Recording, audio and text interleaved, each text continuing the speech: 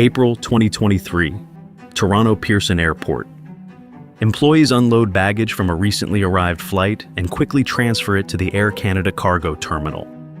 Sometime later, a white 5-ton truck pulls up to the gate. Behind the wheel, a man in uniform. He calmly presents documents. A warehouse employee checks the airway bill, loads the container, and the truck drives off the premises. A few hours later, airport staff realize that a container is missing.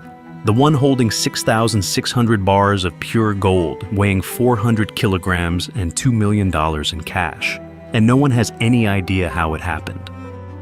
This is the story of how in just 3.5 hours, a group of people carried out the boldest and largest gold heist in Canadian history, stealing over $30 million.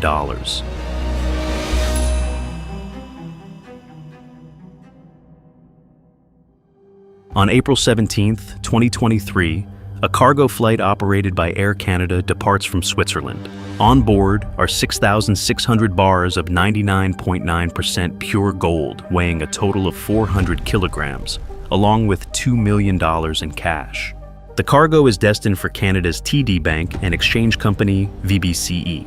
It's a routine delivery expected to go off without incident. At 15:56, the plane lands at Toronto's largest airport. The container is transferred to the Air Canada cargo terminal. It's supposed to remain in secure storage until it is picked up by Brink's security service. But the plan is about to be disrupted. At 18:32, a white 5-ton truck enters the terminal. The driver, wearing a uniform, gloves, mask, and reflective vest, looks like he belongs there. In his hands is an official airway bill for 1,200 kilograms of seafood. The same document had been used the day before, and this time, a copy printed from the internal printer at the Air Canada warehouse is presented as the original. No one notices the forgery. The container is loaded into the van, and within minutes, the vehicle leaves the airport without any obstacles. No alarms, no calls, no additional checks. He simply vanished with over $30 million worth of gold and cash. The real Brink's armored vehicle arrives at 21:30. The gold is supposed to be picked up, but the container is gone. Not until 2:43 a.m. does Air Canada notify the police, giving the criminals over 8 hours of head start. In that time, the cargo could have been moved hundreds of kilometers from Toronto. The police launch an immediate investigation. Every minute now works in the robbers' favor. The operation is given a code name, Project 24K. After the initial inspection, investigators quickly conclude that this wasn't a break-in. It was an inside job.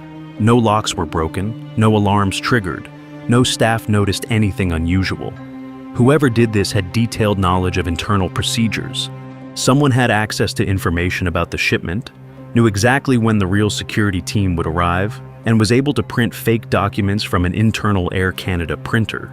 Someone also made sure that, at the critical moment, no one asked questions. On site, investigators find a critical piece of evidence, a fingerprint left by the truck driver. He had removed his left glove to better handle the documents, and it was enough to identify him. Police determine it belongs to Durante King McLean, a 25-year-old from Brampton, Ontario. He had no serious criminal record, only minor traffic violations. But now, he is at the center of a multi-million-dollar investigation, yet he's nowhere to be found. The police then immediately retrace the van's route using over 225 surveillance footage recordings. Investigators from Project 24 Carat conducted a video canvass going door to door and business to business, reviewing video evidence from surveillance cameras beginning at Air Canada Cargo. Working with community business owners in Peel and Halton region, investigators reviewed their video surveillance and believe the truck took the following route after leaving Air Canada Cargo. The truck fled westbound on Britannia Road East, then headed southbound on Dixie Road, and continued westbound on Highway 401. The police checked every exit where Highway 401 intersects: Eglinton Avenue, Winston Churchill Boulevard, Trafalgar Road, but the truck did not exit at any of these points. The route continued into Halton region as the truck passed James Snow Parkway and then turned northbound on Bronte Road. North of Milton, the area became more rural, and that's where the police lost track of the truck. The investigation progressed slowly. Then in September 2023, a breakthrough. Police in Pennsylvania stop a speeding rental car after a short chase. Inside, 65 illegal firearms, including modified pistols with no serial numbers. The driver is Durante King McLean, the same man whose fingerprint was found at Toronto Pearson. Now the investigation goes international. For the first time, it's suspected that part of the gold money was used to fund weapons smuggling from the US to Canada. On his phone, police find encrypted chats with another suspect, Prasath Paramalingam. The messages reveal planning, escape routes, and clearly defined roles. Over the following months, police conduct more than 37 raids, issue 70 document warrants, and interview more than 50 people connected to the logistics and laundering of 400 kilograms of gold. They find $430,000 in cash, considered proceeds from melted gold. Also recovered are jewelry-making tools, homemade furnaces, crucibles, and 6 bracelets believed to have been made from the stolen bars, valued at around $90,000. None of the original bars are found. All the gold was likely melted within weeks. 2 financial ledgers are also found, each listing the same 18 names. Noted are payments like $220,000 for Dubai, condo, and boat. These findings changed the case. Instead of moving the gold abroad in bar form, it was melted in Canada, mixed with other metals, and turned into jewelry. This allowed the robbers to launder the gold through small jewelry shops and likely transport the assets to buyers in India and Dubai. Police eventually identify 9 suspects. Evidence points to Arsalan Sunny Chowdhury as the ringleader. On the day of the theft, he made over 800 calls to other suspects. Within days, he left Canada and is now believed to be hiding in Dubai. Authorities found rental documents for a villa registered to a friend of his. But Canada has no extradition treaty with the UAE, making his return unlikely. Another suspect, Air Canada warehouse manager, Simran Preet Panesar, initially cooperated with police, showing them around the scene.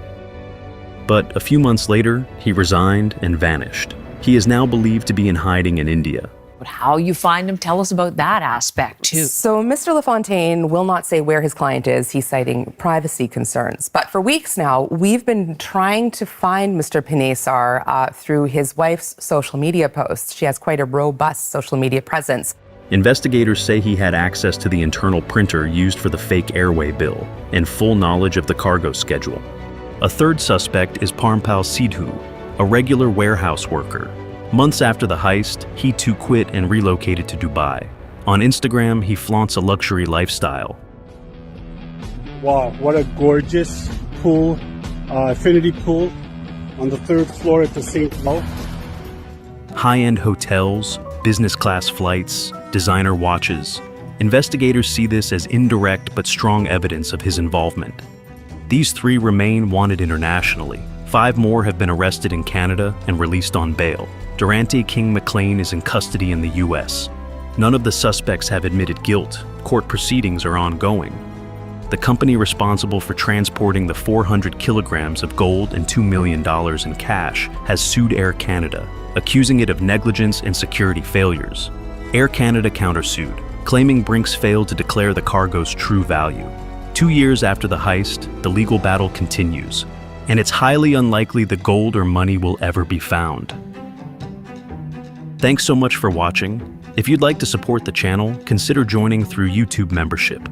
And as always, like and subscribe for more. Thank you.